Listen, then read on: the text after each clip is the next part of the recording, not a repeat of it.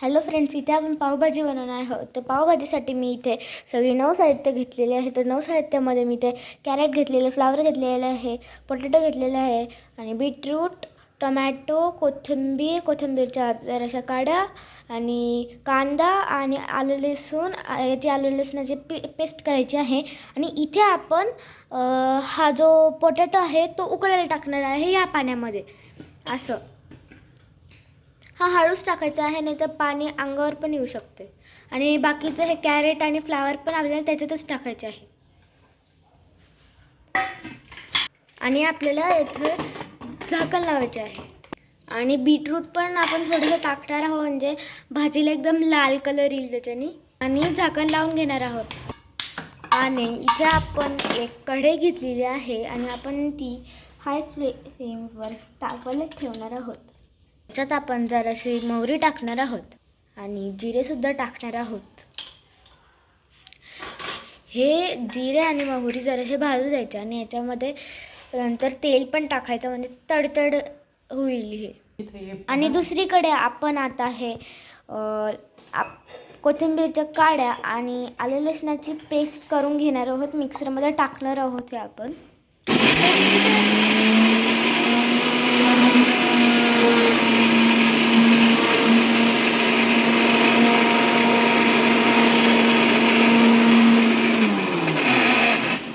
इथे आपण हे अशा प्रकारे ग्राइंड करणार आहोत.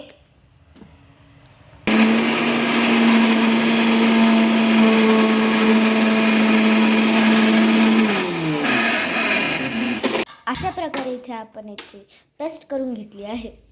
इथे आपण चाट मसाला पण याच्यात टाकणार आहे, जेणेकरून एकदम डिलिशियस फ्लेवर येतो भाजीला आपल्या.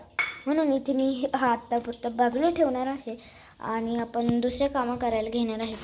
इथे आपण आता या मोहरी आणि जिऱ्यामध्ये तेल टाकले आहे आणि याला आता मिक्स करून घेणार आहोत. आणि थोड्या वेळानंतर आपण इथे याच्यात कांदासुद्धा टाकणार आहोत.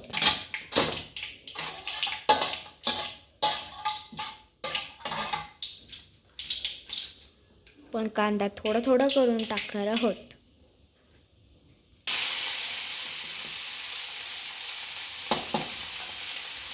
आणि इथे कांदा टाकल्यानंतर आपण याला चांगला हलवून घेणार आहोत.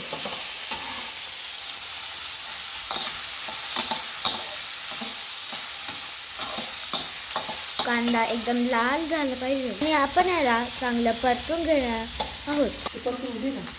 या व्हिडिओमध्ये मी आणि माझी मम्मी दोघे पण काम करत आहोत. आणि मी आणि माझी मम्मी खूप चांगला स्वयंपाक करतो. इथे आपण कोथिंबीर थोडी कापून घेत आहोत.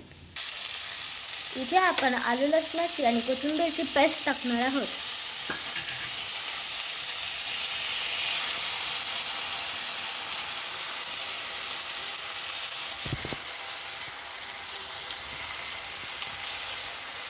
आणि याला चांगले परतून घेणार आहोत. अशा प्रकारे इथे आपण ही भाजी परतून घेत आहोत. अशा प्रकारे इथे हे साहित्य परतून झाले आहे. आणि इथे आपण टोमॅटो टाकणार आहोत आणि तोही आपण चांगला परतून घेणार आहोत. आणि थोडंसं परतून दिल्यानंतर याच्यात 1 चिमूटभर चाट मसाला टाकणार आहोत. आणि ते चाट मसाला टाकल्यानंतर हे चांगले मिक्स करून घ्यायचं आहे. अशा प्रकारे इथे आपण याच्यात पावभाजी मसाला टाकणार आहोत. हा मसाला माझ्या आईने आणि आजीने दोघींनी मिळून खूप छान तयार केलेला आहे. आणि थोडी हळद पण टाकणार आहोत. यानंतर आपण याच्यात थोडंसं हिंग टाकणार आहोत, जेणेकरून एकदम चांगली टेस्ट येते. आणि मग चांगलं एकदम मस्त मिक्स करून घेणार आहोत. इथे आपण आणखीन जरासा चाट मसाला टाकणार आहोत. यानंतर आपण ज्या कुकरमध्ये भाज्या उकडायला टाकल्या होत्या तर याच्यात फ्राय करून टाकायच्या. आणि इथे आपण थोडासा पनीर मसाला पण टाकणार आहोत. इथे आपण त्याला एकदम चांगलं मिक्स करून घेणार आहोत. जेव्हा हे नॉर्मलवर येईल तेव्हा आपल्याला याच्यातल्या उकडलेल्या भांड्या याच्यात टाकायच्या आहेत. आणि इथे आपल्याला गॅस बंद करून घ्यायचा आहे आणि थोडा वेळ असंच ठेवायचं आहे. आपल्या भाज्या एकदम चांगल्या उकडलेल्या आहे. इथे आपण त्यांना थोडंसं स्मॅश करून घेणार आहे. जेणेकरून त्याच्याने ते चांगले होतील. इथे आपण त्याला वरवंट्याने स्मॅश करून घेत आहे. इथे आपण हाय फ्लेमवर गॅस लावून घेणार आहे आणि मग त्याच्यानंतर आपल्या उकडलेल्या भाज्या त्यात टाकणार आहे. याला नंतर असं परतून घ्यायचं आहे आणि थोड्या वेळानंतर आपली भाजी तयार होत आहे.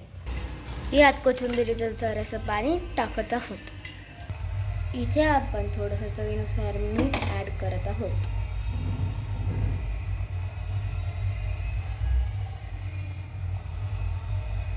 इथे आपली भाजी एकदम तयार झालेली आहे. ही खूप डिलिशियस आणि टेस्टी लागते. आपण याला पोळीसोबत नाही तर पावासोबत या दोन्हीमधून कशासोबत पण खाऊ शकतो. जर तुम्हाला आमचा व्हिडिओ आवडला असेल तर लाईक करा, शेअर करा आणि सबस्क्राईबसुद्धा करा, जेणेकरून आमचे व्हिडिओ तुम्हाला दिसत राहतील. आणि खाली बेल आयकॉनला क्लिक करायचं विसरू नका. Bye bye.